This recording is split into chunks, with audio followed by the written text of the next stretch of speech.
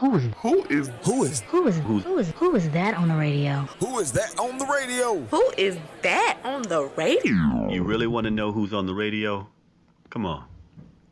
Let's talk about it. Jeffrey. Let's talk about it live with Jeffrey L. Miller. Watching is the best decision you'll ever make. Saturdays from 6 p.m. to 8 p.m. Eastern. Call or text in live 478-569-6474. Hashtag Let's Talk with Jeffrey. Check us out on www.instinctradio.net or download the Instinct Radio app in your Apple or your Google Play Store. Let's give them something to talk about. It's almost showtime, people. Let's tune in to see what Jeffrey has in store for us tonight. And here's your host, Jeffrey L. Miller. Yo, what's going on, Facebook family? Let's go. What's going on, Instagram family? It's time for Let's Talk About It Live with Jeffrey L. Miller. Every Saturday from 6 o'clock p.m. to 8 o'clock p.m. This is exactly how we do it. Now, we got a hot show today for you today. As a matter of fact, this show is going to be lit. Matter of fact, this show is going to be lifted. We are talking about the legalization of marijuana. Now, this has been a hot topic all over the country, and joining us to talk about it today is our brother Kwaku. Hello. What's up, y'all? All right, welcome to the show. Oh, appreciate you for having me, man. Wonderful. What's up? Tell us about Rocket Shipment, sir. Oh, yeah. So Rocket Shipments is a company based right here in Atlanta, Georgia. All right. Founded by a couple brothers and sisters who decided that they wanted to devote their life and career to helping small and medium-sized companies do something that a lot of people hate. Okay. Within the logistics space, for example, a lot of people have to deal with packaging, reverse logistics, where we know that pretty well through Amazon. Right. Picking packages, leaving packages, all that is a hassle, especially when you have a system where it's only one. For example, Amazon you can send your stuff to them, sure, and they'll take care of your logistics. So what we realized within the space was, we all came together and said, how can we deal with a pain point? And one of those pain points is the logistics, helping people grow by taking care of all the movement of their products. From the warehousing, the marketing sometimes, even all the way down to the final mile delivery to their front door. Good deal. So that's what Rocket Shipments is. Good deal. Good deal. Right. Distribution is one of the things that we need a lot of representation in. That's right. That's Okay. right. That's right. So, I mean, it's a lot of ways to get into it, and we happen to have a perfect storm where, part of our core group of individuals, we've collectively got about 85 years worth of experience in the supply chain. Okay. And it's almost like the Voltron model, where you need to bring people in who have different skill sets in order to pull something as big as it's off. Okay, now you said Voltron? Yeah, Voltron. I know Okay. a lot of people. Yeah. Voltron is one of those old. Yes, I'm old school. head. Yes, sir. Yeah, Old school yeah. cartoon. That's Old what I thought school you were talking cartoon, about. yeah. We talking about anime? That's right. That's right. So Voltron for all the younger generation out there. I know I'm 37, so I gotta be aware of what I grew up on. But it was Sure. a cartoon where there was this, it was like a machine, but it had 4 or 5 different components to it that can operate individually, Sure. but then collectively is like a monster. Okay. So that's the basic premise of what you're doing. Absolutely. Wonderful. Absolutely. Wonderful. Absolutely. Well, welcome to the show. I appreciate it. All right, now, we're about to get this thing crunk. But before we get to that, we have a bit of a tradition on this show. Now, we just met Brother Kwaku, and we just found out about and learned a little bit more about Rocket Shipment. It's a beautiful Saturday. It's actually commencement day for Morris Brown College, my alma mater. And yes, Tom Joyner did speak at our alma mater. And we did graduate another class of intelligent, educated black folk from Morris Brown College. Never closed, always graduating, always educating, always uplifting our community. But you know what time it is. It is time for you to close your mouth and listen. You ask me some questions, I give you some answers from a man's point of view. Now listen, I got one reason for the habitually single woman and one reason for the habitually single man as to why they might be single. But before we get to that, here is my disclaimer. Now, what I'm going to talk about might not apply to you, and if it doesn't apply to you, I don't want you to put your foot up in this shoe. But if it does apply to you, I want you to put both feet in both shoes and walk around in them because you're going to learn something tonight. Now, ladies, you go first. Ladies, some of y'all might be single because you ain't nothing but a rebounder. I mean a Patrick Ewing type of rebounding. I mean a Dikembe Mutombo, no rebounder. I'm talking about rebounding like the Twin Towers back in the day. Ralph Sampson on that ass. I'm talking about David Robinson. Rebounding, that's all you've been doing because you haven't given yourself time to heal over that last relationship or the one before that or the one before that. And you think the best cure for a relationship is a new relationship. I'm here to tell you that all you're doing is carrying that pain over and carrying that pain over and carrying that pain over. And you meet a guy that's a solid guy. And he's fighting battles that he can't win because he's fighting the demons from your relationships with the previous 4 or 5 guys. Don't set a good brother up like that. Work on yourself. Get rid of those old relationships. Once you let all those old relationships go, you leave space for the love that that good brother has for you.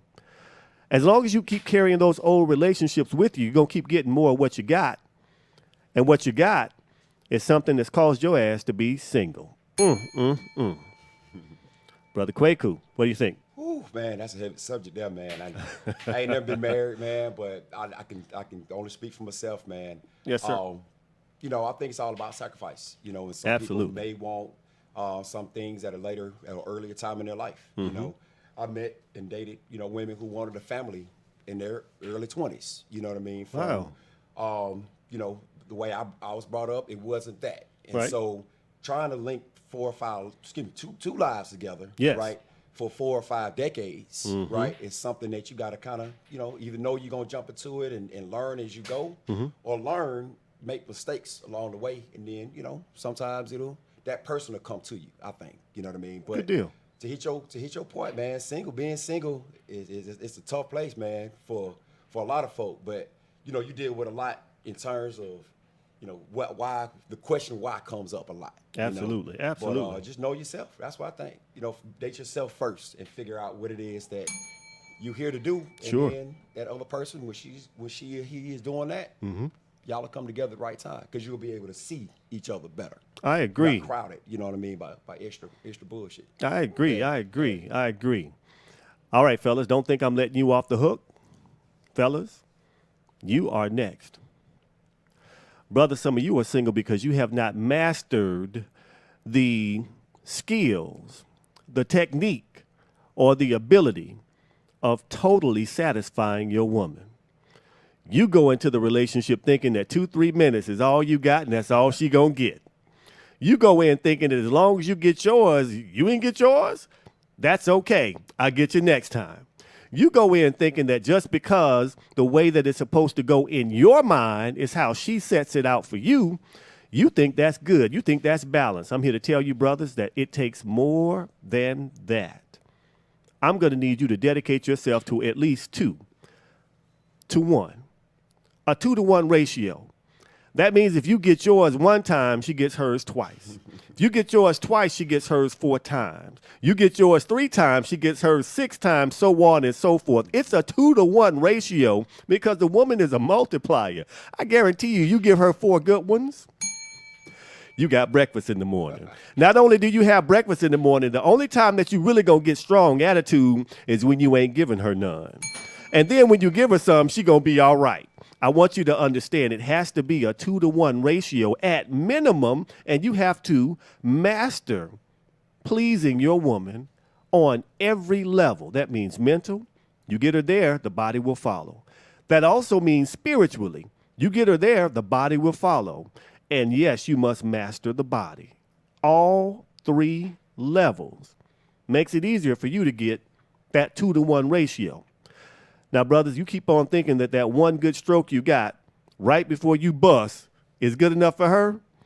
Well, that explains why your ass is single. I just want y'all to know now, brothers, I couldn't let you off the hook on that one. I had a conversation this past week about that, and I just got to let you know, women is tired of this foolishness. Brother Kwaku, what do you think? Man, hey, no, you're right on, bro. That 2-to-1 ratio is so critical in all facets of your life. Absolutely. You got to give up twice as much time. You know, you got to probably give up twice as much money. You know, it's no longer, you know what I'm saying, you. And so, you know, I had to learn it.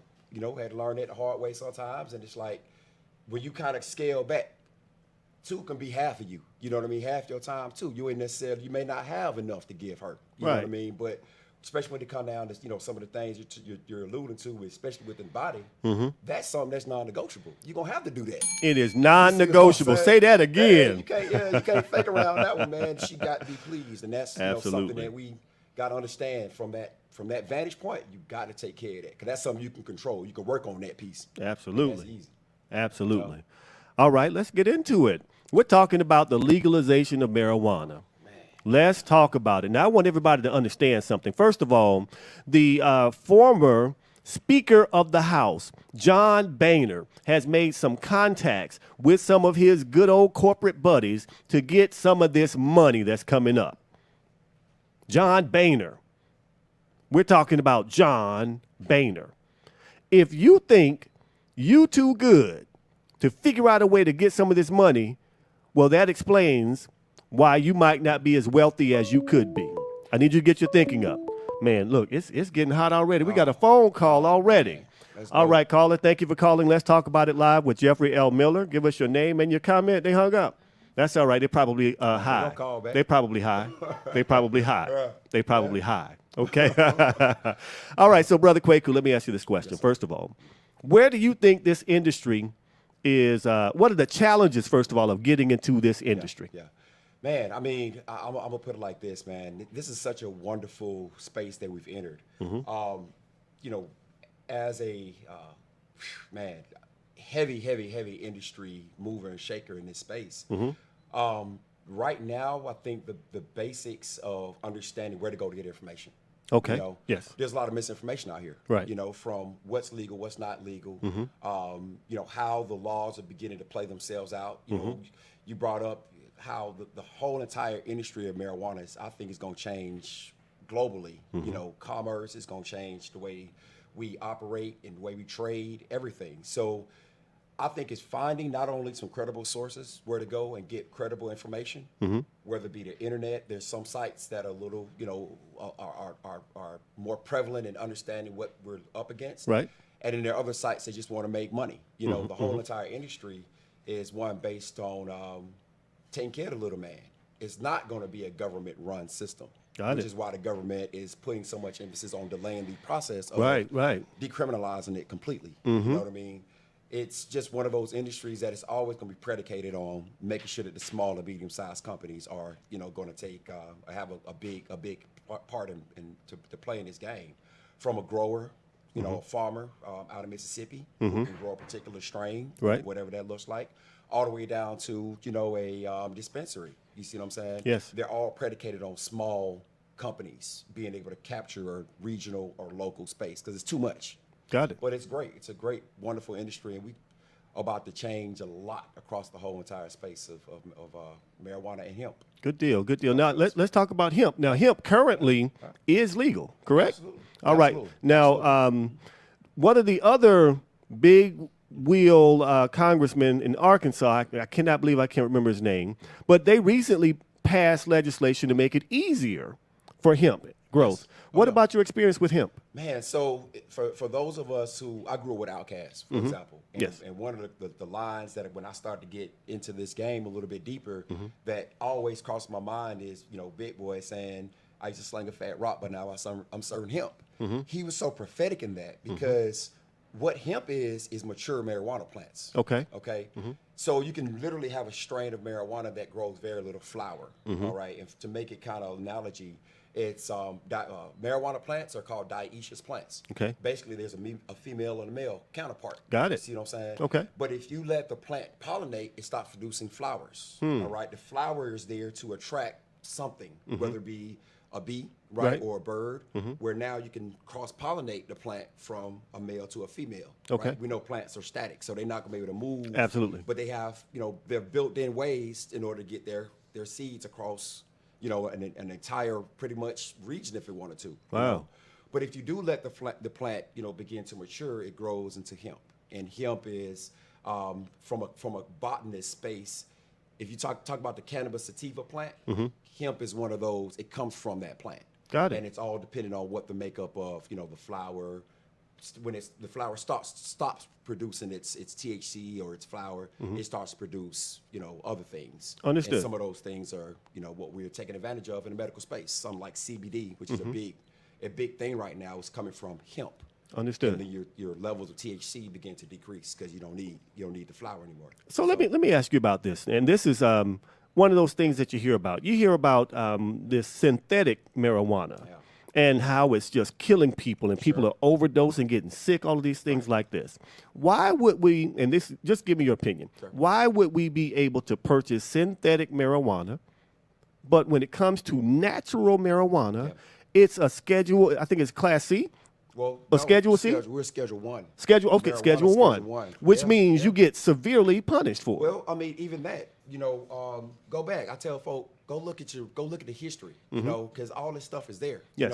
We could be talking and lead you all the way to the moon, right down the street. You Right. see what I'm saying? Yes. But if you go do your research, you see that can't happen. So, for example, what you're basically talking about is how this thing called synthetic marijuana, Right.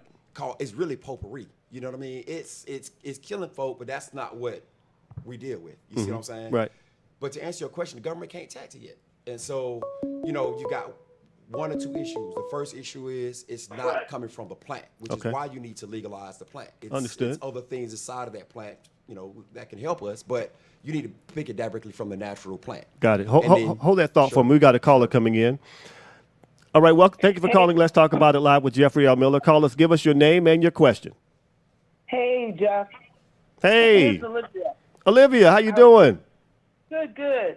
So I had a client who, they were some white guys from Massachusetts, and in Massachusetts it's legal. Okay.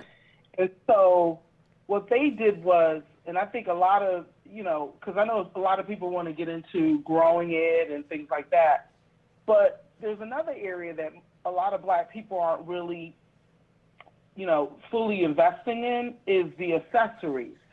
Okay. And, these young men, they smoke weed in college, as they were students. And they would take their iPhones and they would place their iPhones on their books, and they would, basically roll the weed in their iPhone, the back cover of it. And so what they did was they went ahead and got it patented. They designed it where there was sort of like a funnel where they could roll the weed into the actual iPhone case, and there was like a little slot where they could pour it into the actual paper. Wow. And then you could still use it as an iPhone case. Yeah. Wow. And so, so, a lot of people are not, so there's accessories, especially like people who smoke, they know, different things or whatever, like, people coming out with like the little pouches. I have a colleague, her client has a pouch where it's smell resistant. It's smell resistant. It's smell resistant. So it's like the material or something. So if you put it, if you pack it, your work and, you put it in your purse or in a pouch, you can't smell it. And they have all different types of, they have the edibles, of course, like that, but they also, again, they Now, have what's an the edible? separate- What's an edible? The edibles are just like, they're like brownies and cookies where it's made out of like cannabis oil, Rice Krispie treats? It's also, Is it Rice Krispie treats too? it could be a lot of stuff. Oh, wow. So there's so many different areas that people can branch into. Like now they have chefs that are actually certified as a cannabis chef, where they can actually cook a full meal using cannabis oil, and it tastes really good. It's just that, and it gives their customers, their clients, a high because all they need is just a little bit of the oil to cook the food. Okay. So the point that I'm making is that there's so many different areas that we could branch in, but I think the limitation is that, you know, if you have like a felony, that's the thing. If you've been selling weed and you got a felony, you can't get like a license. And that's what I wanted to, there was a question I wanted to ask the young man. Okay. Is about the, because I know like places like Colorado and Massachusetts where it's legal, but you can't, somehow, you can't put the money in your bank account. You cannot. Because the bank account is federal. Right. So can you explain that? Because I'm a little confused about that.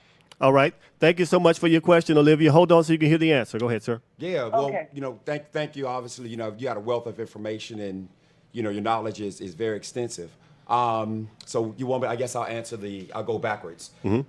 So as far as the legalization of it goes and decriminalization, we do know that a lot of our people were locked up. You know, the war on drugs was put forth not against the plant, but against the people. Absolutely. And we need to understand what we're up against. This is huge. It's a huge opportunity.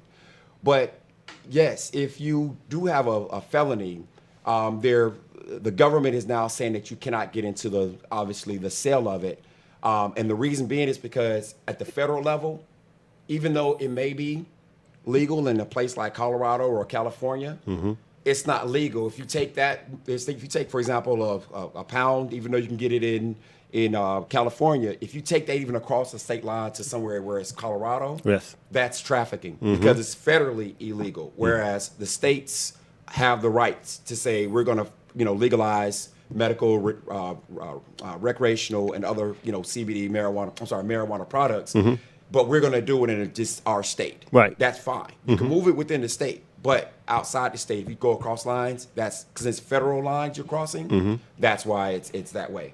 So what about the bank account though? Yeah. So same thing. Yeah. So with the bank account, basically what's happening is banks are federally insured. The money is federally insured. So it's not that you can't put the money in the bank. Basically, what's going to happen is when the bank gets audited, but let's say the bank gets audited by the IRS or whatever governing board because they've done X, Y, and Z, and the government wants to see their statements.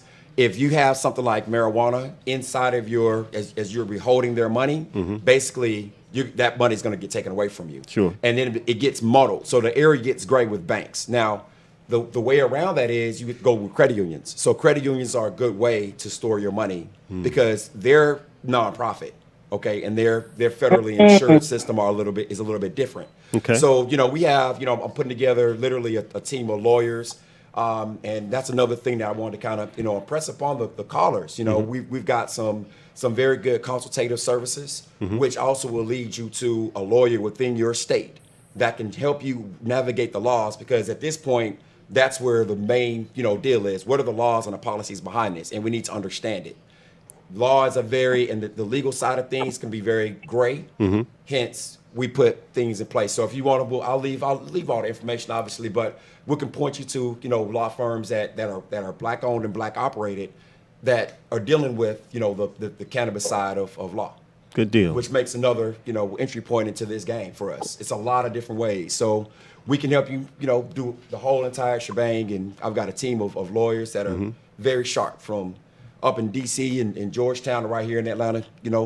We go the whole way.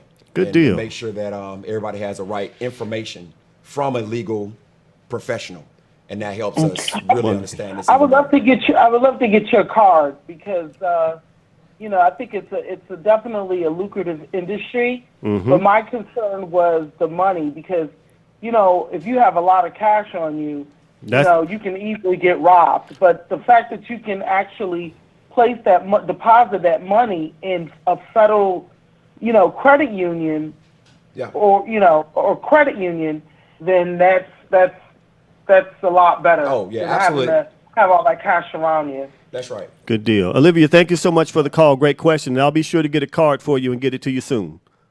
Okay, thank you. Take Bye-bye. care. Thank you. All right, so listen, I got this video that kind of talks about what we just mentioned with Olivia. And the video itself, this one is problems with legalization of marijuana.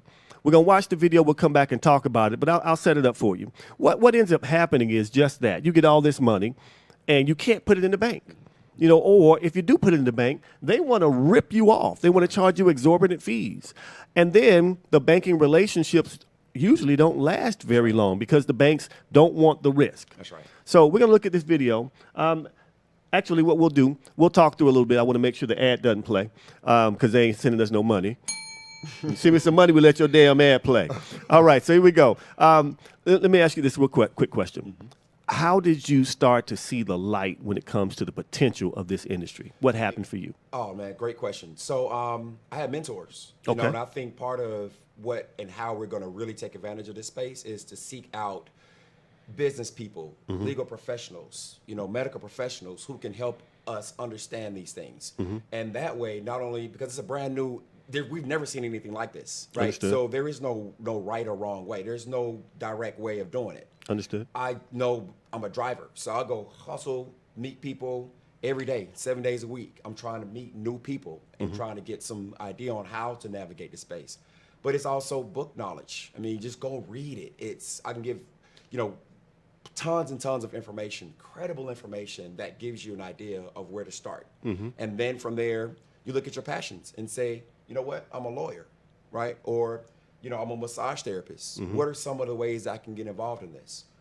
We can help you do all that. I mean, you know, we've got some very high-level consultants that both at the marketing and managing space, all the way down to logistics, right? That can help you get into the game. If you want to get into edibles, we can help you establish those companies. Got it. We can give you the sourcing, but we'll get into that. Okay, Yeah, good deal, yeah, good deal. We want to run the whole entire, you know, shebang and make our people available because you can literally enter it from a growing of the actual product, of the actual plant, all the way to, you know, being a deliverer. Good and deal. there's tons of things in between, from science to legal to business to, you know, medical.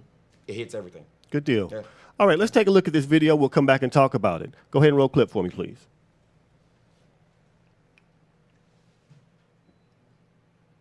Recently met a marijuana mogul who travels with 6 figures or more in cash because he is not allowed to deposit that money that he makes on a legitimate business in a state where recreational marijuana is legal. He can't deposit it in a bank. You work with a lot of these companies. How do businesses manage in this environment? Moving cash around is expensive, it can be dangerous, and it's not in the public's best interest. That being said, there are quite a few banks that are doing business with cannabis businesses, but oftentimes it's short-lived. They have to move from bank to bank, and also the banks that are working with them will often charge a lot of money to work with them because of all the extra liability. So it really highlights the need to change federal law so that banks can be, that cannabis businesses can be treated like any other business. We recently learned that former House Speaker John Boehner joined the board of directors of Acreage Holdings. It's a cannabis investment company. He says his views on marijuana have changed. It's time for the federal government to take another look at this. And I think descheduling this drug, allowing for the research, would be very helpful to the American people. Now, Boehner was known for taking a hard line against marijuana. Do you think that other hardliners in the federal government are ready to change and adopt what seems to be a growing trend nationwide? Absolutely. Look, medical cannabis has about 90% public support, and adult use legalization has 64% public support. And so what you're seeing now is people from both sides of the aisle coming out and standing up for what they believe is right and are able to evolve on their position. I mean, I wish that John Boehner had an evolution when he was in office and could actually have done something about it. But even coming out now, I mean, this is a bold thing. I mean, he's actually on the board of a company that is violating federal law. That is a bold thing. And you also had, just in the last few days, Senator Mitch McConnell introduce a hemp legalization bill, and you also have Republican Senator Orrin Hatch attacking Jeff Sessions over medical cannabis stuff. So there's really been a sea change. It seems like cannabis is one of the few things that's bringing Americans together these days. Troy, as you know, tax day is Tuesday. One of the weird contradictions here is that the federal government doesn't recognize marijuana sale and growth as legal, and yet it expects marijuana businessmen in these states where it is legal to pay federal taxes on their income. States are really benefiting from this as well, where they legalize it. How much of an impact are they getting to the bottom line? I mean, the tax money here is remarkable. In Colorado, it's now surpassed the taxes from alcohol, and so we're talking about in North America. This is about a $10 billion market, growing to a over $24 billion market by 2021. That's a 27% compound annual growth rate.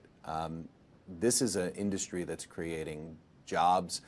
It's creating tax dollars. It's reducing the cost of law enforcement efforts, and all for a product that's safer than alcohol.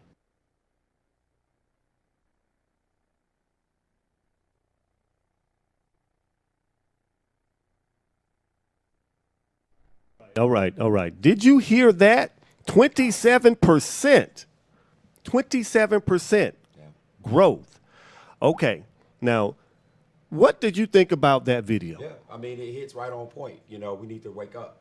That's what it hits. Mm-hmm. You know, when you start seeing Republicans, right, which their whole entire base is on, you know, padding and making sure that the wealthy, right, are always going to be wealthy. Right? Absolutely. The reason why that is where it is, you know, pretty clear and evident. So when they start, you know, putting their emphasis and turning their attention to something like this, it's real business. Absolutely. You know? And one of the glaring stats was the medical marijuana, for example. In states where you have recreational and medical marijuanas in place, you're seeing two things. The first one is the usage of alcohol is going down. increasing, Yes. right? Because people are seeing that I would rather be safe. Marijuana's never killed anybody, right? In its history, and it's older, you know, than human beings. Now, there was one reported overdose on marijuana. Well, But it was one. Now, one. Yeah, well, we can go into that science too. Yeah. Now, I saw the video. I didn't want to play it today because I'm like, you know, that's one out of all the people that smoke. Right, but no deaths. Yeah, as a percentage, you know, you still can't beat it. Oh no. I mean, it's safe. It's safe. It's Yes. safe. And you know, part of what I like doing is I introduce people to a lot of different sides of the industry, from the educational component all the way to the medical. I have a medical background, so all these things now come into play where we can deep dive into the actual science and more than the actual product, but everything that they said is correct. You know, $214 million in tax revenue in a place like Colorado is that can literally change an entire state's educational system. Now, and that's where all these tax dollars go. I tell you this, in New York, Cynthia Nixon, who's running for governor, caused quite a controversy. She said that only black people, I'm paraphrasing now, black people should be given preferential treatment when it comes to the legal sale of marijuana as a form of reparations. Now, a lot of civil rights icons, a lot of people that are of prominence in our communities got mad. They were like, what do you mean this is reparations? Hell no, this ain't no reparations for all we served. Another man in New York said that this can bring New York over, I think he said $30 billion in new revenue. And we turning our backs down. Some of our leaders are saying that, no, we can't do that because you put reparations in front of it. You need to sit your ass down with that foolishness. Give us some education on how to do it the right way. This is the same thing that happened in this country with the middle class. They taught them how to farm. They taught them how to till the land. They taught them business skills by sending them to school with low or no tuition grants. So if somebody's saying, hey, we'll set this up for you to help you learn how to do this, why would we turn it down? If you think we should turn that down, call in. Let's talk about it. 478-569-6474. 478-569-6474 is the number. Hit me up on Facebook if you think that we should not be taking that money as a form of reparations in the state of New York. Let's go forward. Now, listen. You talked about some uses. I got a video that talks about some of the uses of marijuana. These are the medicinal uses. of marijuana. Now, honestly, marijuana is legendary for its medicinal uses. In the state of Georgia, the governor recently signed legislation into law allowing more medical uses. That's right. However, the first time that they authorized it in the state, they really scaled it back to the point where it was almost ineffective. It's just like, okay, we'll do something. Sure. But really the levels that they were allowing were next to nothing. Yeah. It really didn't help a lot of people. Sure. So we'll watch this video. We'll come back and talk about it, and then we'll get your input on it. Perfect. All right, let's roll video.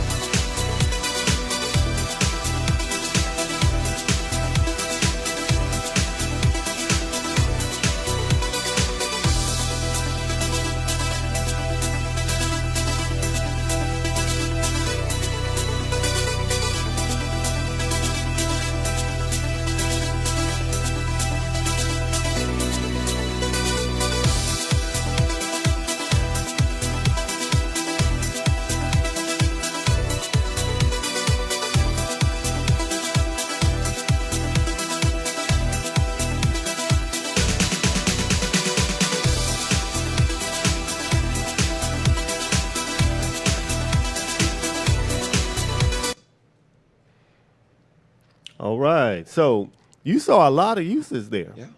A lot of uses. Yeah. What did you think about that? So, the interesting thing about it is when I, describe to people the many uses from, from medical conditions all the way down to, burn cream, they don't believe it, but it's remarkable what this plant can do. All right. And you're seeing things. We've got, cancer patients that this is reducing the size of their tumors, all the way down to making and using products that deal with endometriosis, for example, menstrual cramps. All of that stuff is all based on some underlying science that exists across the board for all of these conditions. Got it. So you're talking about something like inflammation. Inflammation, whenever that itis part is in the end of a condition, pancreatitis, right, arthritis, all that is saying is there's inflammation. So the reason why this, the medicinal side of the plant is so effective is it lowers inflammation. Got it. Hence, you'll see it work in your arthritic pain. You'll see it work in your conditions like Crohn's disease. You even see it work in brain, in the brain. The brain also hemorrhages, right? The brain also inflames. The reason why we don't feel it is because there's no pain receptors in the brain. So when you've got this system and I can just deal with the inflammatory process, then that's why it's across the board working with so many things. One. The second thing is we're now seeing, because the government, because of our 44th president, he opened up the laws. In 2011, he passed the Farm Act. Yep. And basically what that allowed to do was industrialized hemp can now be used legally across the board. And so if you have a compound or a product that has less than 0.3% THC, Okay. the legal limit across all 50 states is 0.3% THC. Okay. Now, your CBD, which is the other ingredient, that's actually doing all the medicinal stuff within the plant. Right. You can go from 0 to 100%, and that's what the confusion is coming, which is why we need lawyers, which is why we need, deal. management people, and why we built the team of these, such that it's much more clear for people to understand. Okay, now from Olivia's standpoint, Yeah. and from what you're saying, and I have a couple of questions we'll read off Facebook. If we have someone who is the grower, it allows us to be able to partner with other people in the community. Absolutely. And those people can partner with other people in the community. Absolutely. And those people, and so on and so forth, and everybody can eat. It's the Voltron effect. Absolutely. That's what Voltron did. Absolutely. We knew what was happening when we were Yes. kids watching this, Yes. right? Like in an industry like cannabis, there's no way one person can do it all. And so the reason why it's so important to have partnerships and help people build out their companies is Right. because you can focus in on what you do very well. I've got, some of my closest friends are some of the greatest legal counsel, that you can find anywhere.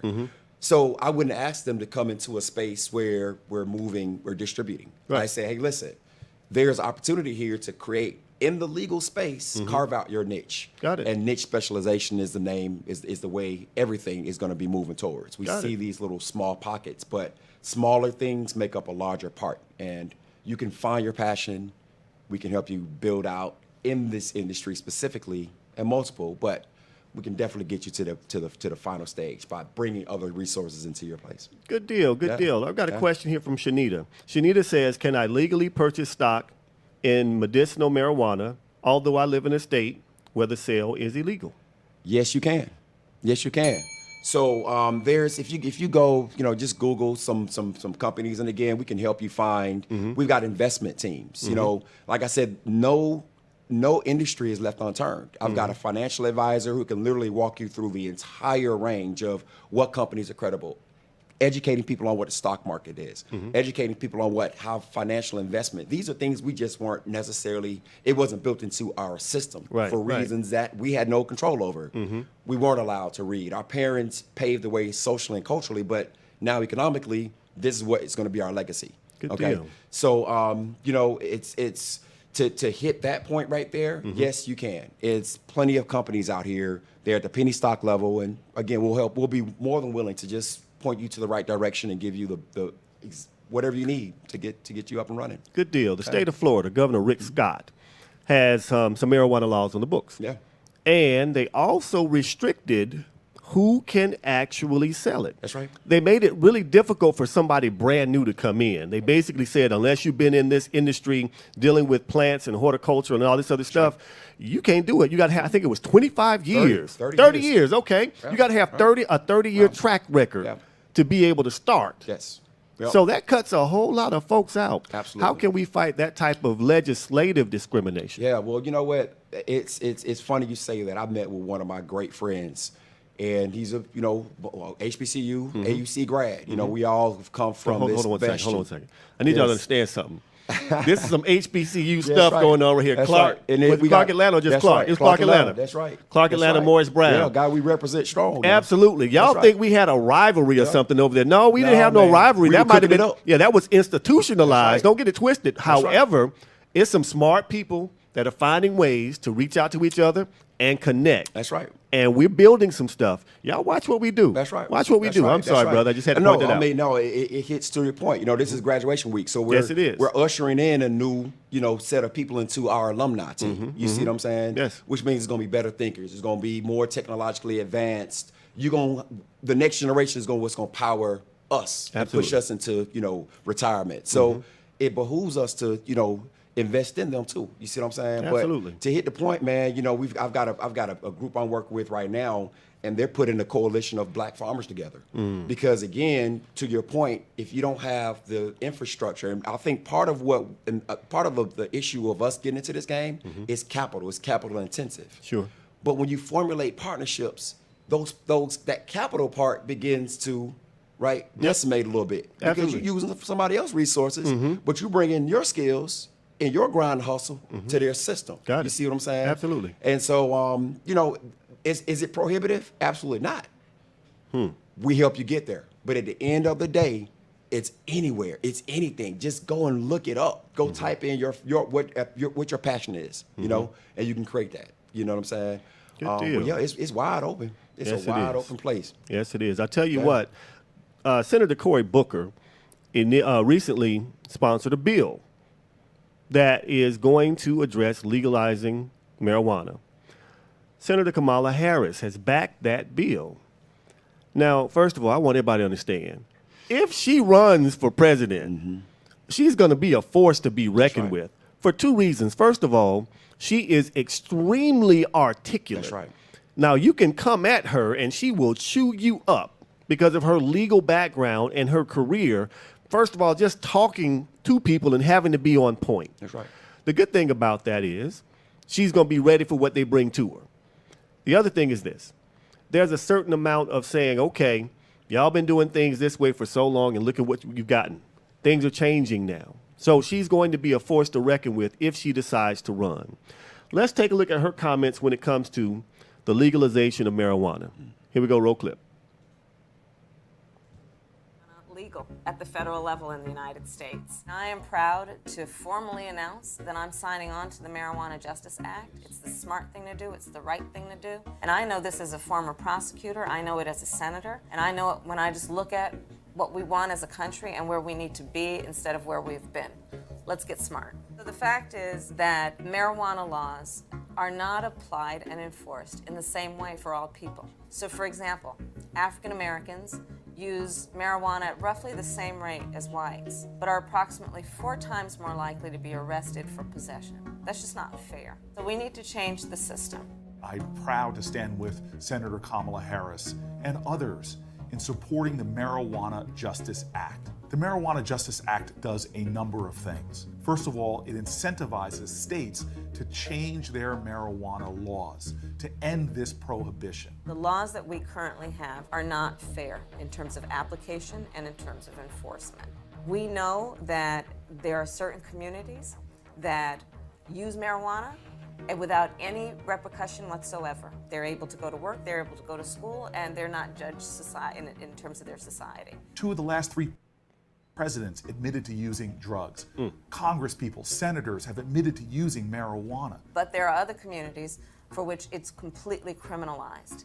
And people end up being arrested, they end up being prosecuted, they end up spending time in jail or prison. There are so many young people today, and others, who have a felony marijuana charge, which is like a lifetime sentence. They can't get food stamps. They can't get public housing, many jobs. They can't get loans from banks. It's time that we not only legalize marijuana in our states, but expunge the records of those who've been carrying that burden of past convictions for too long. All because of their use of a drug that otherwise should be considered legal. And for states like California and other states that have decriminalized marijuana, by passing this act, it will prevent the United States Department of Justice from coming into our states and enforcing laws that we have decided are unjust and unfair. Number 2, it creates a pool of investment to reinvest in those communities who have disproportionately felt the impact of the war on drugs. The war on drugs was a war on communities. And investing in those communities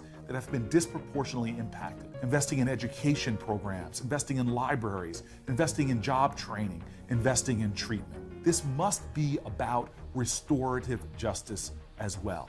Marijuana prohibition has wasted billions and billions of our taxpayer dollars, of our public resources. It has taken up the time and attention of police officers and law enforcement who should be dealing with more serious drugs, more serious crimes, and protecting our communities. I'm not somebody smoking a joint. The prohibition against marijuana has not lived up to our values of equal justice under the law. It's time for us to end this war on drugs.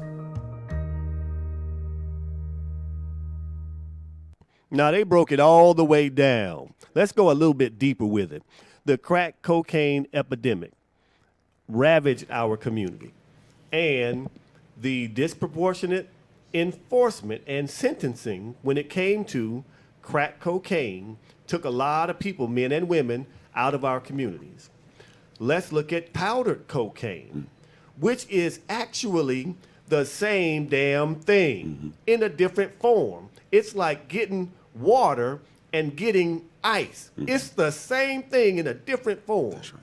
The sentencing for years has been disproportionately high when it comes to crack cocaine. When it comes to powder cocaine, traditionally it's been very, very low.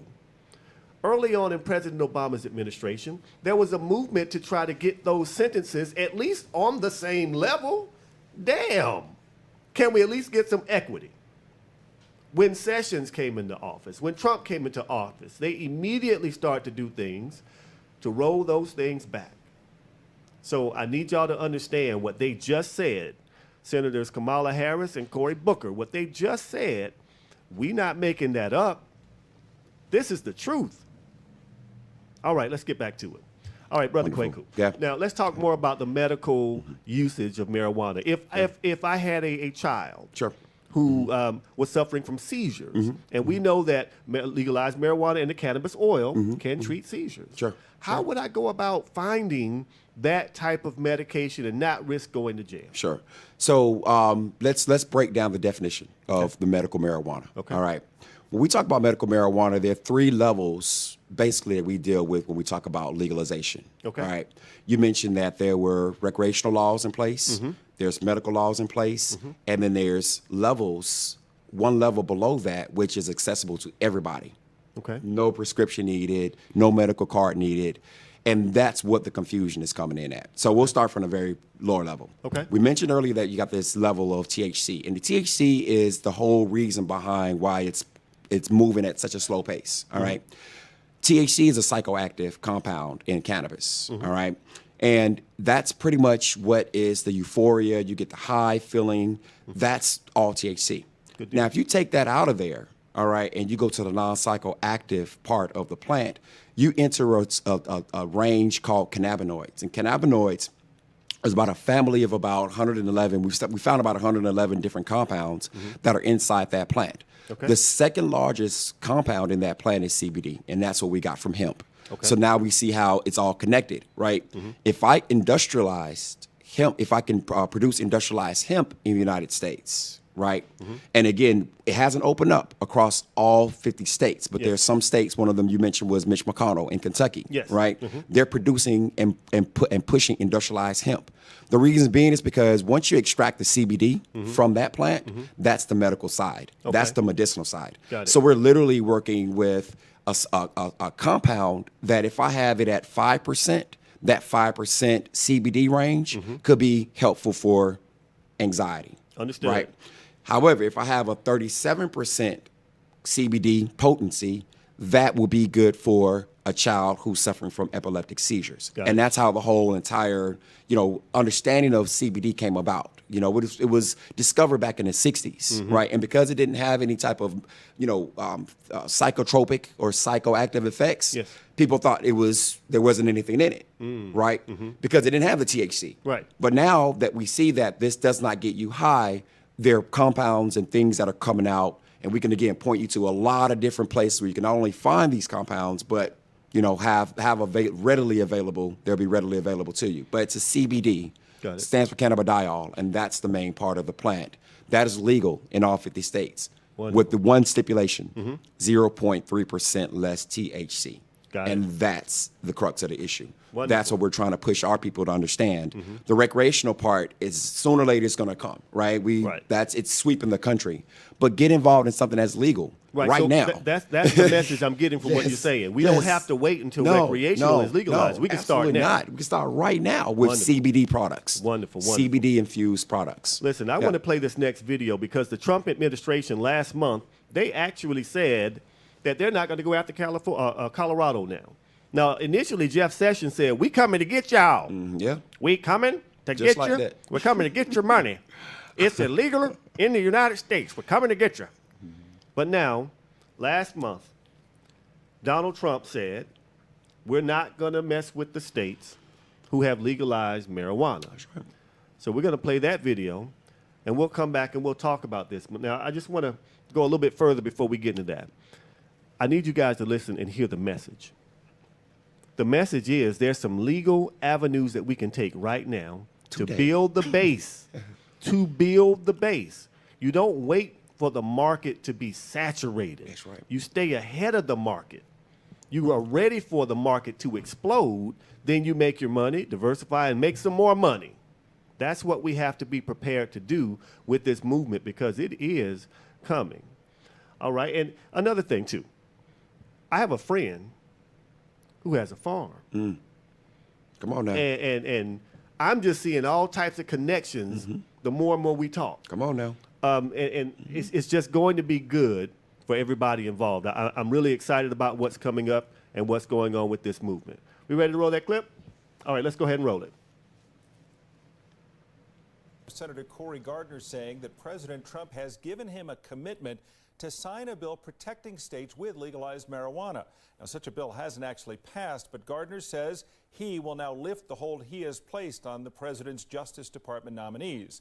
Gardner put that hold in place after Attorney General Jeff Sessions undid a policy allowing states to proceed with legal pot. Englewood.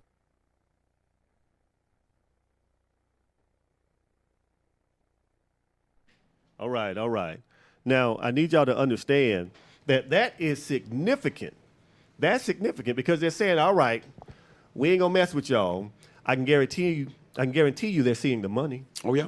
They're seeing That's the money. all they're seeing. Absolutely. Yeah. And the thing is, we have to see the money and the possibilities and use what we have right where we are and start getting some of that money too. All right, we got another guest with us now. I want everybody to understand something. One thing I'm always proud to do is whenever I have the opportunity to spotlight one of our business owners. This is a segment that I love to call The Boss is Black.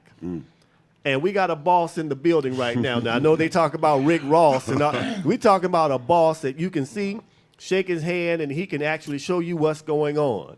Brother Jay, welcome to the show. Welcome, man. Thank y'all so much for inviting me, man. Wonderful. My pleasure. My pleasure. Okay, how about this? Tell us about your business. Cool.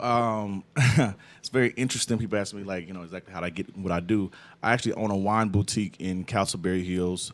Most people are familiar with, like, the Peter Street area, but I'm actually adjacent to that. So you have Peter Street, Walker Street. I'm actually right next door to Iwi Spa and all those different barbershops and things. But I have a small wine boutique. I specialize in small production wines from around the world, and we focus on education as well as just, like, help people articulate what they like and what they dislike about wine. Okay, okay. What is the name of the business? Wine Shoe. Wine Shoe. Yes. Now listen, all my friends out there who love to drink wine, y'all have y'all wine drinking parties, y'all are missing out if you have not been to Wine Shoe. First of all, it's a very, very nice crowd. You pay your money, and then you get to sample different wines. Yeah. There is wine there for you to purchase by the bottle. Yes.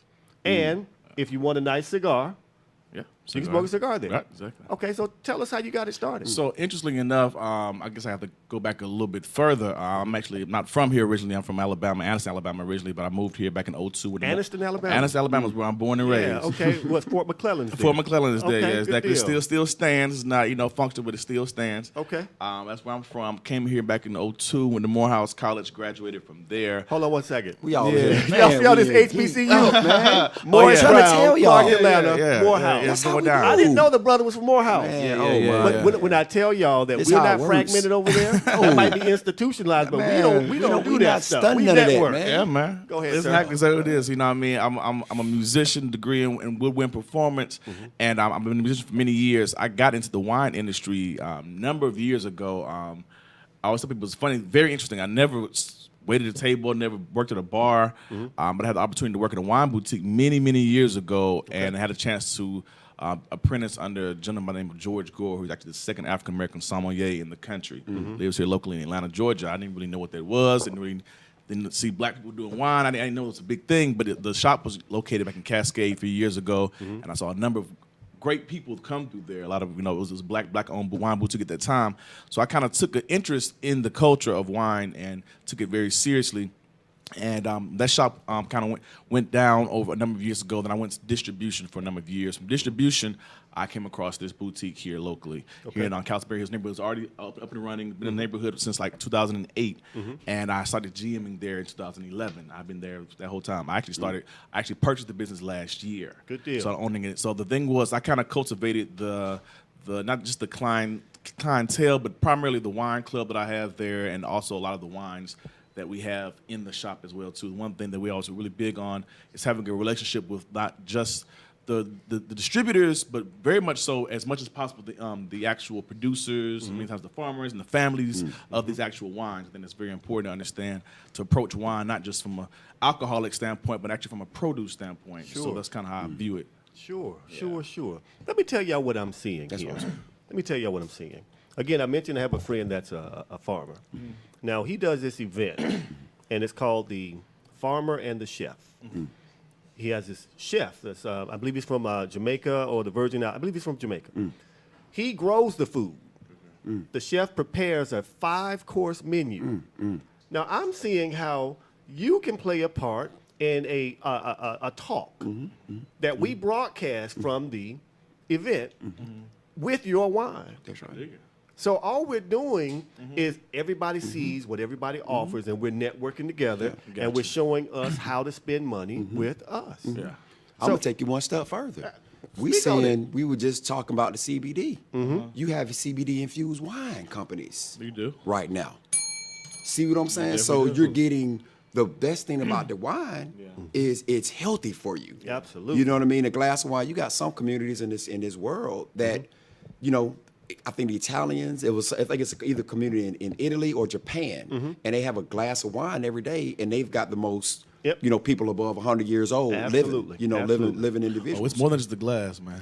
You go through 5 bottles it's of something dinner else in service there, in man. Italy. Yeah, but it's something about those two plants, both the vineyard, both the grape, and also the marijuana plant. They can now be infused to be one product. Good deal. And that opens up even more opportunities. Understood. Brother Jay, let me ask you this question. Being an entrepreneur, what's the most difficult thing about it? Well, I'll speak from this particular standpoint. I remember like the gentleman George Gore who trained me. First thing he said was, "You don't get into wine to make money. You make money, then you get into wine." So I'm doing it backwards. I don't have that, So what happens is many times people you see in the wine industry, whether it be vineyards, whether it be boutiques, whether people. Many people have already established themselves in whatever industries they're into. Then they went off and bought these different things, these vineyards, they bought these wineries, they bought these particular companies. That's not the route that I've taken. So for me, backwards is more. I think that's been the hardest part from an entrepreneurial standpoint, is making sure that I maintain a certain level of quality, of consistency at all times. And I tell people all the time that for me, especially when it comes to black businesses, that's always been my biggest pet peeve in our communities is we tend to lose our consistency when it comes to first service and then product. Gotcha. So you start cutting corners. Next thing you know, you have all these entertainers, whether it be a rapper, whether it be a basketball player, whatever. They get the money, they want to open up a restaurant. Cool, whoop-de-whoop. Next thing you have, 6 months on the road. The servers are cute, but the service is bad. Absolutely. They start cutting the corners. The wings are this big, and the wings are this big. Why? Because they change vendors. They're trying to make a little more money because they're not making the money they made. So you have to try to stay consistent. So that's, for me, that's the main thing I want to always do as an entrepreneur right now, currently, is maintaining, first of all, my service and also my product at all times. Understood. That's right. I owe you guys an apology. What's that? Because I forgot one contact that I have. The young lady that called in, Olivia. Yeah. She does promotion in media and things like that. So we talked earlier about, you want to get the business out a little bit more. I'll have to get you in contact with Olivia, see how you guys can work together. I had a guest on last week, and Olivia set up her promotion for her book. And it's just a professional media packet. I've had a couple of people that she represents on the show. So this is what happens when I need y'all to feel me. Ladies, we love y'all. Sisters, y'all been holding it down. This is what happens when men in our community start to stand up. That's right. Met you through a sister. Yeah. Came by your place. Yeah. And now we're chopping it up, and all these connections are here. We're just building the network where men do what men are supposed to do. Women, I'm not saying that you're not supposed to do it too. That's not what I'm saying. We're not excluding y'all. I'm just saying that when the men get together, that helps move the community forward in concert, ladies, in concerts with you. All right, don't call me up saying, why you leaving us out, Jeffrey? I ain't leaving you out. Give me all y'all props. I want to jump in right quick. Yes, sir. The event that you met me at, my boutique was actually an event called Art Stroll that happens every second Friday of the month in Castleberry. And it's something that we all kind of do as a community in Castleberry, all the boutiques, all the galleries. We all kind of open our doors for this one evening for a big event. So that particular event, I actually feature an artist that evening. I do a wine tasting and also have the cigars I'm carrying actually from Trilogy Cigar, which is a black-owned cigar company that's here locally in Atlanta. And I carry that cigar, and also the Mills family, shout out to them as well. Mills Family Chocolate, which is a local chocolate maker here in Atlanta as well, to a black-owned company. They actually own the farm in Trinidad and Tobago. They bring back the beans here and make the chocolate here. So that's kind of these things that I kind of was pushing and carrying in that particular event. So every night, it's not always as popping as night you came. That's all but right. every second Friday of the month, it is like that. No worries. So to come out there and see me like that. What I'm seeing is ways to make it pop as many nights as possible. Right, I got you. Yeah. So I think through these synergies we're forming, we're going to figure out how to make it pop every night. Yeah, man. Good deal. Fair enough. All right. Mara, no worries. We'll catch you next time you come in town. All right, so here we go. Question for you, Brother Kwaku. I wanted to know this. Now, we talk about some of the biggest impediments already about what it takes for us to get into to the industry. Where do you see it going in the next 5 years? Oh, man. I'm going to tell y'all like this. We just scratching the surface. And to already be at globally a $284 billion industry right now, and it's just in the medical region for the most part, that's the bulk, that's the lion's share is in the medical space. Sure. And recreational, obviously. But we're seeing things, if you look at the way that plants work, the way plants work is the same way humans work. We all have an outer core, right? And the outer core protects us from the elements, whether it be rain, wind, fall. If it's a human, anything that's in the air, whatever it looks like, even water sometimes can be a little bit corrosive to people. Sure. That's our outer core. The plants have that same thing, and that's their stem, their leaves, or whatnot. The plants got the internal core too. So similar to humans, the immune system of a plant is similar to our system in human beings. Call it secondary products. Okay. That's where you get all your CBDs and THCs. Those are secondary products. If you just take a step back and look at the primary products are stuff like fiber, protein, and I just challenge people to just go look some of this stuff up, and it'll change your life. They've got something called hempcrete. Hempcrete? Hempcrete. It's like concrete. But if you put the fiber of this plant inside of concrete, that's what they use to build the buildings, for example, in San Francisco, because it's earthquake, a lot of earthquake-prone areas. Yes. It doesn't crumble. It's strong. The fibers are so strong, and that's why you're seeing so many different uses. If you go back and look at 1930s, this when it was legal, you saw it used for hemp. You saw it used for rope, right? Yep. A lot of the Declaration of Independence, right, is made out of hemp. Every product was made out of hemp. I had a pair of cross colors that were made out of hemp back in the early 90s. See? Young folks don't know nothing about no I had a pair of cross colors. They hear about I had a FUBU pair of because hemp of cross ATL colored tennis Atlanta, shoes but back in the there early you go. 90s. Yeah, There you go. yeah. The only reason I know about FUBU because of Atlanta, But, I just named a couple of things. We're talking about textiles with cross colors. That's clothing. Do you understand what I'm saying? Like, this can be used to make clothes. That's the primary product, not the oils and everything. That's a whole nother lane. But even if we want to go within the medical space, we're going to see products where I've taken a wine, infused it with a certain potency of CBD, given it to a diabetic, and it pushes the blood sugar that was coursing through their veins back into their cells, and now makes it it's being utilized better to make energy. That is what we're seeing. So as research opens up, you got PhDs. That's another angle. People can do research. If your PhD is in chemistry, I don't care what it is, you can get into this game. You know what I mean? Because I'm going to need somebody also marketing that product. Right. Even though I'm making it, even though I'm growing it, I need people moving that product. So it's all about aligning. You have to align. But the reason why we don't get in these things because we don't invest in each other, and we have to have patience because it's all based on the policy. It's how follow the laws. The laws will tell you. We'll start with the legal component, help you understand that too. But everything is open and is wide open. It's a blank canvas. Every 100 years, you see something like this. Yes. The last one was with alcohol. Okay. And we put the stats up on alcohol, how this is trumping that by what? I think the number was 214 million and 47 million in alcohol. And it's safer. You feel me? So understand what's happening. But again, it's you're only limited by your creativity in this space. I have a question right quick, because there's something I've always wondered about. And you just brought up alcohol and the prohibition of alcohol during that time period here in this country. The word bootlegging, as we know, comes from that particular time period. You know, as far as people, and I'm definitely from Alabama, so moonshine definitely flows to my blood. That's right. So I've always wondered, once prohibition ended, and you know, what was?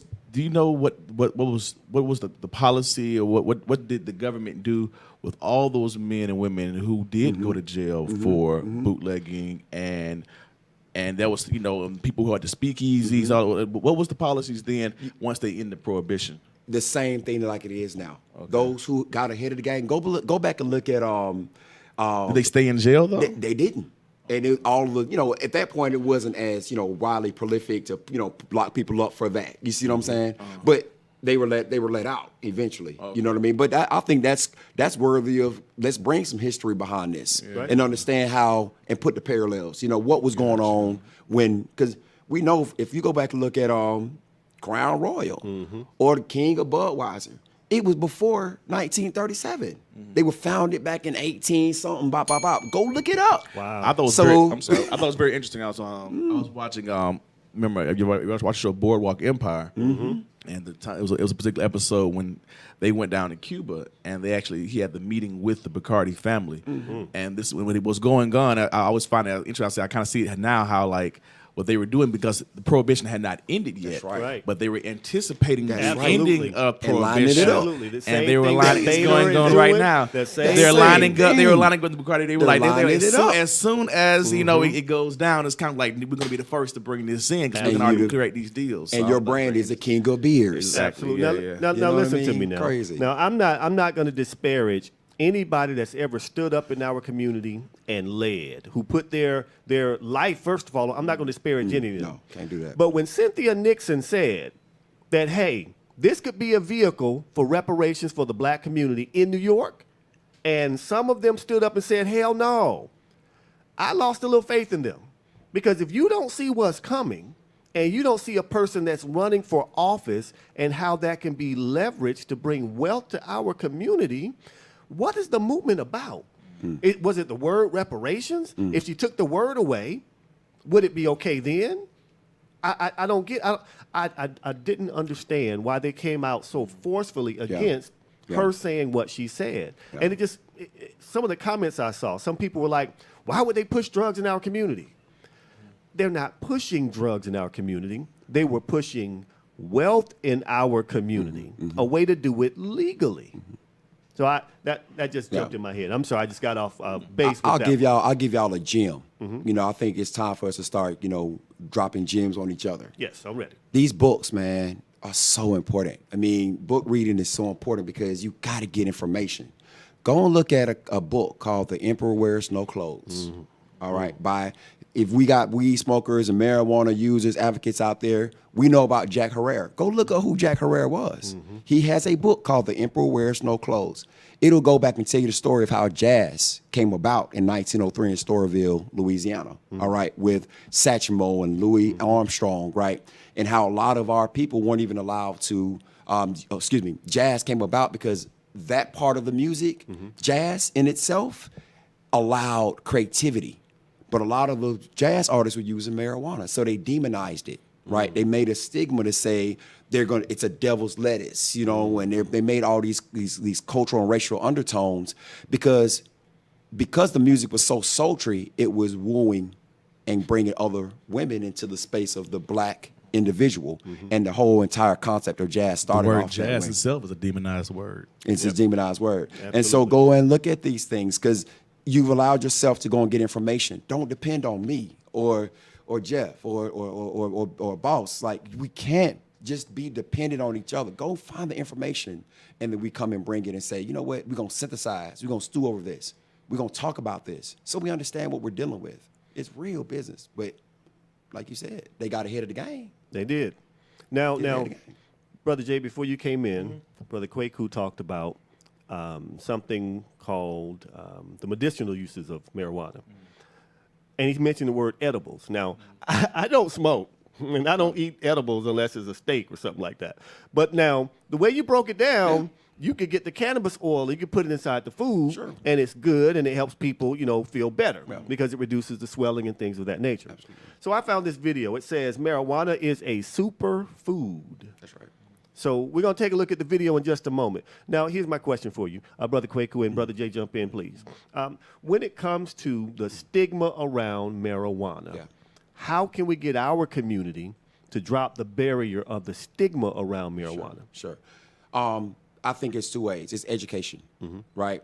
We're putting together, for example, a nurses coalition, where we can talk about this in a way where it's understood better, not only at the medical space, but at the nursing space. Nurses are very critical for the medical profession, for example. Okay. They're the ones talking and ushering the patients through that supply chain called hospitals. Okay. So that's one way. And I think another way is to bring the older generation to play what this is. We talk about the edibles, there's salves, right? Salves are these little ointments that you can still use as topicals. Sure. And we can, kind of dive into a little bit how all these little things work so people can understand an edible is just another form and administration to getting the THC or the CBD into your body, right? The vape is a certain way to get it into your body. It also works with topicals. And so in my industry, in my profession especially, I see that when you talk about arthritis with older people, they need something that they can use and that they're not ingesting. Whereas if you look at a younger person in the generation, the millennials, they are a little bit more keen to vaping. They've grown up in that space. So it's all about presentation. You see what I'm saying? Presenting these different compounds, whether it be a food, ointment, whatever it is, to the demographic that at least they can use it and see the effects of it. When you use it and see the effects of what this thing is, you're gonna question, really, what have I been thinking all my life? Good deal. Good deal. All right. For me, it kind of boils down to education as well as travel. Now, so for me, in my field, I'm gonna parallel it. So you said, what can break down the stigma in our community? Right. I don't think it will. It might be reduced, but it won't be stigma. Prime example: I work in alcohol, even within our community. That's very much legal, but there's a still big stigma upon that. It boils down to how we utilize it and how we abuse it. Now, as Americans in general, we have a tendency to abuse things. Food. Everything. Everything. Everything's just pretty much abused. You brought up earlier talking about Italy. So when you in other countries, especially old world wine countries, France, Italy, Germany, where wine is a part of the culture, it's not viewed the same way as we view it here in America. A lot of it has to do with prohibition and all those because of the Bible Belt and whatnot. So in those parts of the world, I was with an Italian winemaker one time. I was told this story, and he was like, he said, you Americans take wine so seriously. It's not that big of a deal. It's a condiment. It belongs on the table like ketchup and mustard. So it's supposed to just be there. That's right. And that's how I kind of view it. Wow. But here in our world, we don't have wines on our tables at every meal, every dinner. I've literally had people come to my wine boutique, and black people are in our community and proudly say that they don't drink because they're Christian. And I understand that. And I said, that's all well and good. Of course, the Christian churches would pretty much, that's why the wine industry is here.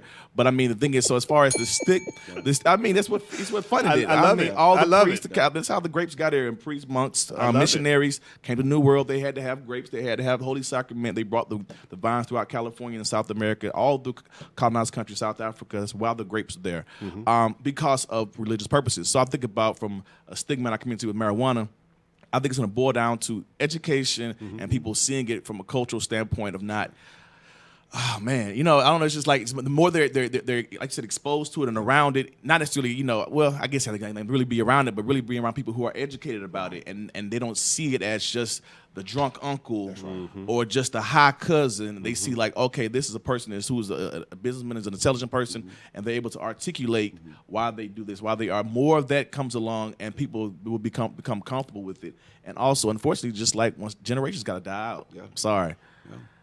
I ain't gonna ring the bell on die out. I'm gonna ring the bell. I'm gonna ring the bell. They gotta go. I'm sorry. I mean, it's a lot of things. I mean, like we're in a very transitional period, and I mean, in all forms of. I mean, I'm not going off on a tangent. In all forms of, what's the word I want to use? Institutions, whether it be educational, governmental, religious. There are a lot of institutions that pretty much, unfortunately, it's gonna have to people are really just gonna have to die out in order for us to really make a new wave of these different understandings. We need voters. Okay. All right. Let me tell you like this. If we end up turning out, especially in the midterm, I'm sorry, this is a governor. The governor is about to change over. It's gubernatorial. It's midterm election. It's midterm. That's right. It's midterm election. So we got to vote, man, because you do have politicians out here. Go look at whatever district you're in and look at some of the policies that your politicians are putting out here, because they're not coming to communities. My community, I know my congressman, but I know there are other communities that they don't even know who their congressman is or who their state rep is. They're putting this stuff on the books.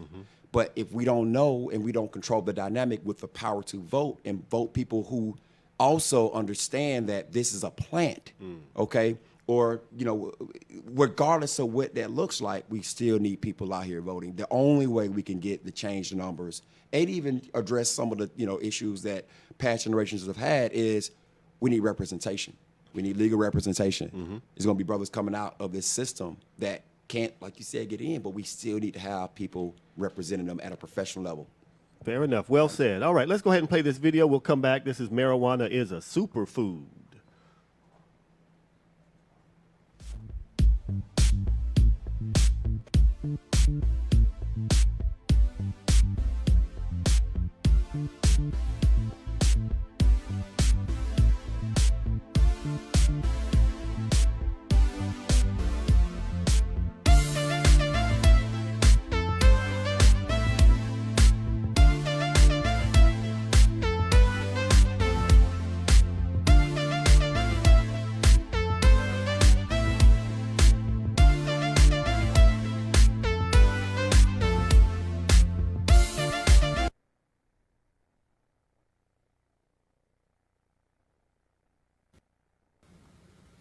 All right, man, now listen. We were in here chopping it up. And I didn't know how short the video was. We chopping it up. All right, if y'all just knew some of the things we talk about when the mics are off. All right, so Brother Jay. Yes, sir. All right, so give us some more information about the types of events that happen at your shop. Cool, definitely. Like I said, I'm first and foremost a wine boutique. So I just specialize in all the small boutique wines from around the world. So I'm a store that's open from 2 o'clock to 8 o'clock from Tuesday through Friday, noon to 8 o'clock on Saturday. If you go to the website, wineshoeatlanta.com, I have a calendar. I do have a number of classes as well, too. I host classes, Wine 101, Old World versus New World, Spanish, Southern Hemisphere classes, a variety of classes where you can come and be educated on the wines from those areas, those regions, and just get a chance to kind of like, I always tell people, like, get those jitters out, ask all those questions, come to me first before you, if you have any questions about wine, if you're going to go to other fine wine boutiques, travel around the world, go to fine dining experiences. So if you're a young professional trying to understand some social things, kind of like how to maneuver in the wine world, that's kind of what I provide that service for, those classes. Also, I'm an event space as well, so if you're looking for birthday parties, private parties, bachelorette parties, I do everything. I mean, like I'm available space. I can seat up to 24 guests. Room can stand 45, and I have an outside patio and courtyard. I also have a wine club right now, currently about 91 club members. My wine club, I have 2 levels. My wine club, I offer 6 bottles of wine a month for $85 or 3 bottles of wine a month for $49 a month. And the great thing about my wine club is I host 2 free wine tastings a month, first Sunday and first Wednesday of the month. You come in, you taste through all the wines that I have selected for that month, and whatever you like, you leave with. So that's the kind of how it works out. So it's a variety of things. All that's on the website, as well as our pages on Facebook, as well as Instagram. Give us the website again. WineShoeAtlanta.com. Facebook is WineShoe. Instagram is wine_shoe. Okay, good deal. Good Yeah. deal. Yeah. Here's a question for you, Brother Jay. Yeah. And this is not me, but I'm somebody who's new to wine. What's a good gateway wine for me to get Gotcha. I started love the with? word gateway. I always say gateway. I typically use my word. I usually use the word gateway when I'm talking about reds, primarily because the one thing we kind of discussed briefly, we were talking about as far as the health benefits of wine. There's on the skins of the grapes. There's the dry sensation in red wine that many people sometimes, especially in our community, kind of like back away from is the preservative called tannins, tannins, and tannins that gives you that dry sensation in your palate. Tannins are in coffee, they're in tea, and they're in red wine as well. So many people don't like red wine because it's too dry. Once again, I'll tell people it's not a cocktail, it's a condiment. So it goes with something. So many times I ask certain questions. Okay, you're a first-time wine drinker. You're trying to get into reds. You want a good gateway red. Many times I might ask you, how do you take your coffee? Coffee, once again, is a tannin. So if you don't, so many times people say, oh, I like my coffee black. Or I like my coffee bunch of cream. Well, cream is a softener for tannins. Many times we come wine and cheese tastings. Okay. And the cheese, the dairy byproducts, many times a softener. So you say steak or you'll say chocolate. All the things help soften out those wines. If you're a new red wine drinker, I would say kind of the horn of wine tasting for me, I don't talk about wine by grapes, I talk about it by style. So crisp, silky, rich, fruity, mellow, bold, dessert wines and sparkling wines. I used to tell people to start off with your lighter bodied red wines, a little more fruit forward. Or if you want to do a sweet wine, dessert wine, maybe the least amount of dosage, sugar, it's called dosage in wine, that you can have as possible if you really want to get into more complex flavors. But definitely think about your wine. Also be mindful that wine is an experience, it's a journey.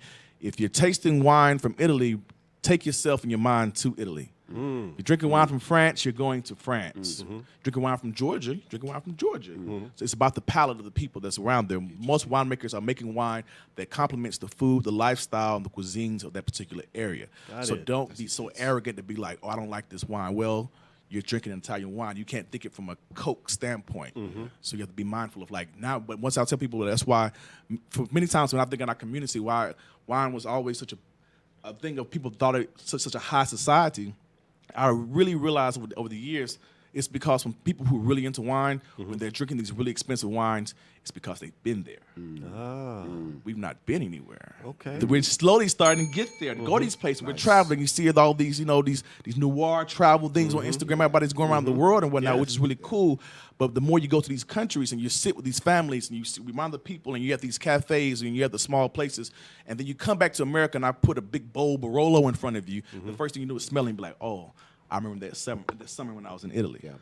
We're just not saying that, but they've been saying that for years. Wow, I remember that summer when I was in Rome, that summer when I was in France as a kid, and so on. Well, that's why they're able to understand the experience. For us, we're just not getting a chance to travel and understand why it smells like that, why it tastes like that. Okay. Go to South Africa. The soil is very unique. I carry a wine in my shop. I can admit I only bought it because it said Dolomite on the bottle.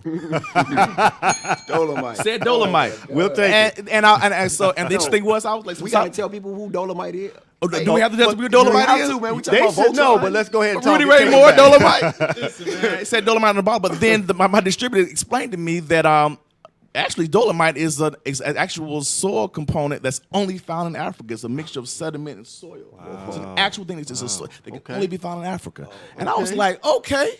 So therefore, when I'm tasting a particular wine that was produced in this Dolomite soil, that's why it has a particular taste profile. Okay. That's what you're tasting the soil, tasting the minerals that's in the wine. So don't think about the instant gratification. Think about what goes into it. So I don't know if I jumped around too much. So that's kind of like how I help people kind of enter into wine, let them understand exactly what they're entering into. So good deal. Good. Now that was a hell of an education, right Man, major. You know, we got people saying, "Can I just get some Moscato?" And that's okay. I tell drink what you like. Yeah. You know what I mean? Got it. That's all it I'm is. gonna add something because it's all the same, right? it is. Everything is the same. You just go into different angles of it, right? Exactly, so we face the same issue with the cannabis industry, right? Gotcha. I get people come to me and say, "I want a sativa leaf. I want an indica leaf." Let me tell you something.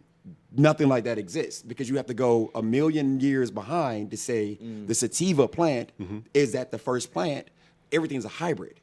Everything, right? So to your point with the tannins, for example, we have something called terpenes, all right, and flavonoids, which work on the same exact level, right? Gotcha, yeah. You can go and take something like an alpha pinene and mix that with a sativa blend, okay? Meaning you do get the high, right? You get an upper, but you also have an anti-inflammatory component or anti, cancer component. But that's coming from other things inside the plant, i.e., with the same way. Same with the wine. It's a The spectrum. skin that tannins that has an antioxidant. Many people talk about the resveratrol that you find. You can actually go to GNC and buy resveratrol tablets. But if you can just drink wine, it has the same health benefits. Is why many wines, except they're talking about those countries where people drink and smoke, but they still have a different quality of life because there's the balance of the wine and the olive oil that they're having. It's not an overindulgence, but it's the right amount of balance at all times of the meals that help the blood flow. Also, because they're always, many times they're walking, exercising a lot more than we are. But the wine definitely is a great antioxidant. Good deal, good deal. Couple of comments from Facebook. Shanita says, yes, exclamation point. Great to see the men, absolutely. Mara, Arthur Mara Pro says, interesting. I think she wants a couple of bottles of wine. Come on and see me. Come on and see me. Claudette says, I visited Wine Shoe during Art Stroll. It was lovely. I'll be back for sure. And she also says, the drier, the better for me. Erica Smith says, come on in the room, brothers, and educate us today. We here. We here. The AUC in here. Oh, yeah. Absolutely. Strong. All right, so here we go. I have this segment I do on my show every week, and it's called, well, let me set it up a little bit. Every now and then, people say some crazy stuff. Sometimes people just put their shoe right in their mouth, and the shoestring is hanging right out the left side of their mouth. So every now and then when I see somebody say something that's absolutely, or do something that's absolutely ridiculous, I just have to say, you need to sit your ass down. Like your grandmother, your grandfather used to say back in there, or your mother might have said, you running around the house, boy, if you don't sit your ass down. So this week, I got a clip that I saw. A friend brought this to my attention. This clip talks about, this clip talks about, I hope I sent it. Did I send the one about the cheerleaders? Dang it, I don't think I sent it. I did. It says, sit your ass down. That's it. That's it. In New York, setting this up, they have changed the rules for who gets to be a cheerleader. We're going to play this clip, and we're going to come back and talk about it. Let's go ahead and roll clip.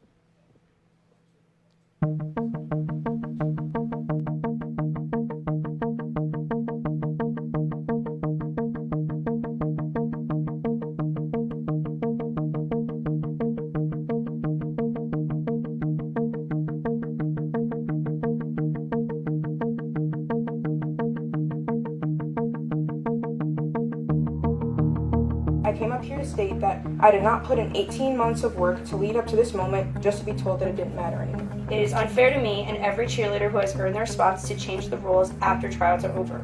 I tried my hardest, and everything's going away, all because of one child who did not make the team, and their parent complained. So now, all my hard work has been thrown out the window. All right, so y'all saw that video. I'd like to get your feedback on it. Brother Jay, what do you think? So just to be clear, so now anybody can be a cheerleader, that's what they're saying, right? Everybody that goes out makes the team. And this is in high school. In New Jersey. So I do not agree with that. The reason why, I'm a musician. I've been in marching band, ever since I started. I marched all through Morehouse, House of Funk. Shout out. They actually had a band there? Yes, we did have a band there. Sure? Hey, there you go. Here we go. Anyway, that's why we the coolest. We just sit back and watch her. Bicker about what and who. Hey, come on now, y'all know the Marquis Wolverines. Hey man, listen, y'all, listen. The Wolverines were beasts. Definitely, Wolverines definitely the beasts. But the thing is, like I said, especially at a high school level, I think that I know for a fact that cheerleading is a competitive sport. Absolutely. And because of that, they're there. Not only just for the participation of cheering, but I think many of them are getting ready to transfer and go into college, which is going to be definitely a much more competitive sport. And many of them have gymnastics backgrounds and skills. So I would never want to diminish the fact of what these ladies and men have been doing over the years, especially from a competitive standpoint. Now, if they want to do that, much like in a lot of things, you can have a volunteer squad, you can have a separate squad, but I think there definitely should be a competitive squad for those who have the physical capabilities to do certain things. Everybody's little cousin, and just because, you know, Pookie can want to cheer, unfortunately, she can't get out there and be competitive. You can't trust her to hold nobody up. Absolutely. So I think there should be a balance. If they want to have a volunteer squad, cool, but you cannot let everybody on the team. Good nah. deal. Yeah, I feel the same way. I mean, you know, it's just like any other sport. Yeah, you know, yeah. You have AAU competition cheerleading squads. Right. You know what I mean? And sometimes it's similar to the, you know, the D1s, the D2s, whatever that look like in football or basketball. definitely. Not everybody's going to be able to get to the next level. So it Right. needs to be levels. It's levels to everything. You know what I mean? So I'm right on board with you. And in high school, everybody doesn't get a trophy. I mean, Pee Wee, everybody gets a trophy. Everybody, I'm trying to that's figure true. out what's That's going. They true. talking about no, you stop getting trophies after like what 7th, 6th grade. And the other requirement, they just got to know how to dance. That's going to phase a lot of folk out. I Yeah. know when we were growing up, we had pep rallies and, you know, the cheerleaders, you know, really turned up for the basketball, football, homecomings. We know what it looks like. But then there was like to your point, another select few of competitive cheerleaders. Right, And they would go travel. And, I mean, it's a real sport. I didn't know how intense it was.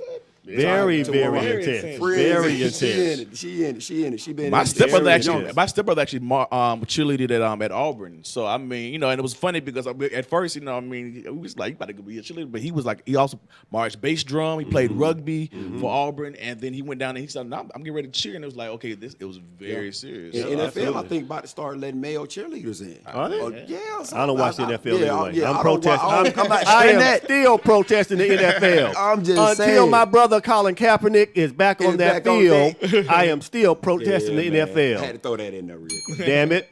All right, so here we go. Now listen, parents, your primary responsibility is to teach your children how to be independent, live through adversity, and be a productive adult. You, that one parent, let your child down. Just imagine if Michael Jordan was allowed to make the high school basketball team just because he went out. He would never have lived through the adversity to drive himself to be better and never to feel that way again. That's the role of the parent. So if you have said to your daughter, you know what, I'm going to make a phone call. I got you, boo. Don't worry about it. We're going to get you on that squad. And they changed the rules. You have failed. What are they going to do when you're gone? What are they going to do when they apply for this job and the job says you just don't make it? Are they going to say, hey, let me go to the EEOC? They didn't hire me. I'm not qualified, but I went out for it. I should have got the job. No, my sister or brother, whomever it was, you have failed your child. So like I said, sometimes people put their foot in their mouth. Sometimes people say the darndest things. Sometimes people just do stupid stuff. In this instance, ladies and gentlemen, whomever got the rules changed, you need to sit your ass down. Changing them rules, hurting the young ladies who actually worked hard and earned that spot. Now everybody gets to be a cheerleader. Nah, you sit your ass down with that foolishness. All right, I got one more segment I always do. Now this segment is called Well Said, where I find something that's absolutely profound or prophetic that somebody says. This week is David Banner. Now, what I like about David Banner, we know he came out hood. He was just, a gangster rapper, if you will. I'm using that term for lack of a better term. David Banner, he drops nothing but knowledge now. And he does it unashamedly. So I'm proud to see that transformation because he got an audience and he took that audience with him with his growth. So we're going to play this clip and we'll come back and talk about it. This is Well Said, David Banner. Here we go. So the thing about racism is this. Yeah. A lot of people say, well, I am not racist then. Watch this. If something happens to a dog in this country, what do white people do?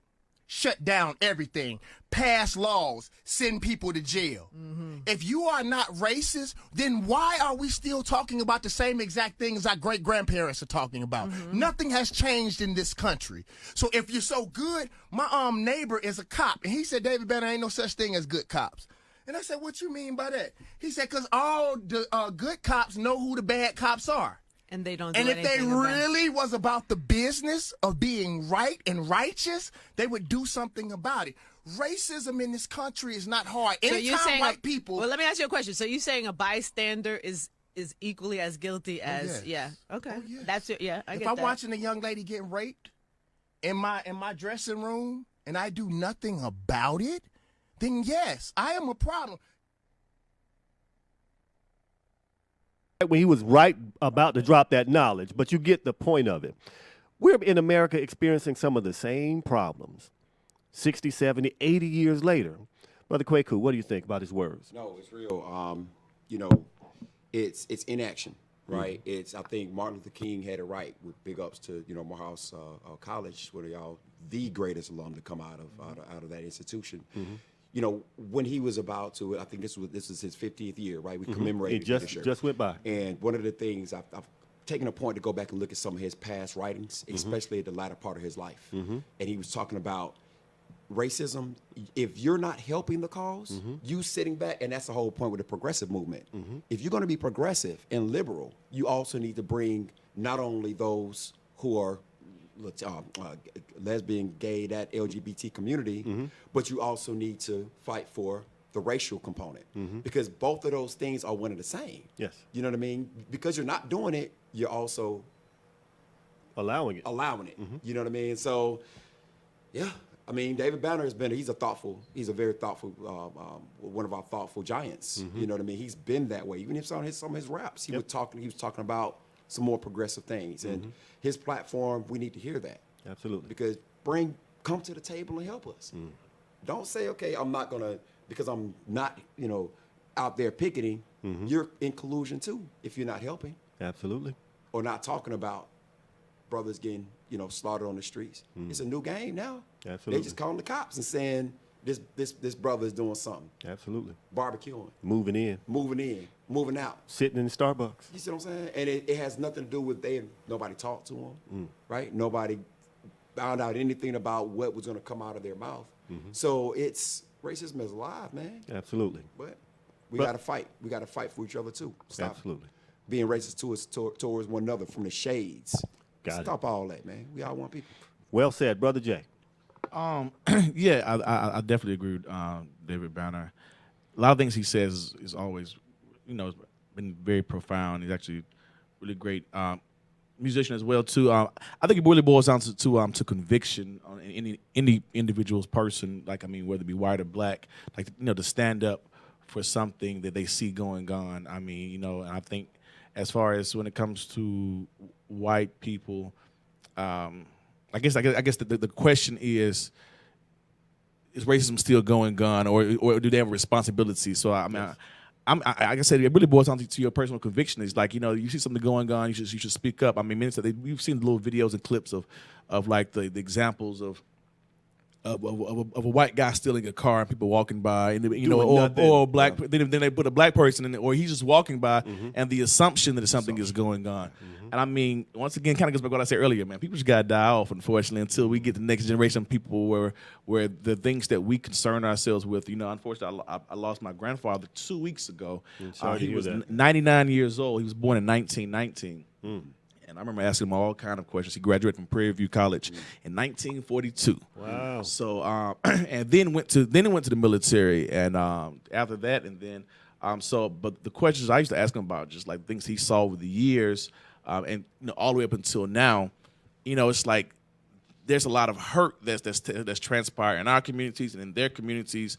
And then the more you kind of see those things die off, those teachings won't be as much as imparted from a hatred or a fear standpoint, and then people will be able to see things a little bit different. I'll tell people, even when you brought up like as far as a gay person, there are things that just weren't cool at one time, but now it's like, and I say, it's normalized, but it's not as much of an issue. Same for like interracial dating and marriage and whatnot. Those things were just like, it was just weird. A lot of people, they just didn't know what it was. And even talking about going back to our HBCUs, the as far as the paper bag test and certain things that were going on at that time period, these things aren't a part of the norms anymore, but they were a part of the norms now. So I think a lot of things that people are experience when it comes to racism, I think over time, I'm not saying that racism will completely die off, because I think that people will tend to have a nature to want to protect themselves or make themselves separate, whether it be male or woman, fat and skinny, whatever it's going to be. Race is probably one of the easiest things that people can do many times, to just separate one another.